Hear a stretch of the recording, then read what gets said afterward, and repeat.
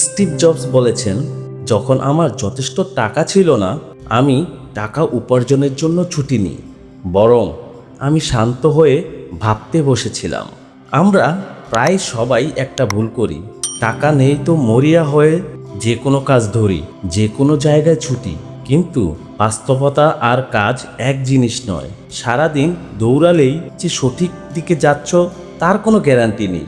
Steve jobs যা বুঝিয়েছেন তা হলো, স্মার্ট কাজ হার্ড কাজের চেয়েও বেশি জরুরি। একটু থেমে চিন্তা করলে বোঝা যায় কোথায় সময় দেওয়া উচিত, কোন স্কিল শিখলে দাম বাড়বে, কোন পথে এগোলে দীর্ঘমেয়াদী লাভ হবে। অন্ধের মতো দৌড়ানোর চেয়ে একবার থামো, পরিকল্পনা করো, নিজের স্ট্রেংথ চিনো, একটা পরিষ্কার ভিশন তৈরি করো। কারণ ভুল পথে দ্রুত দৌড়ানোর চেয়ে সঠিক পথে ধীরে ধীরে চলা অনেক ভালো। টাকা আসবে, কিন্তু আগে মাথা ঠান্ডা রাখো।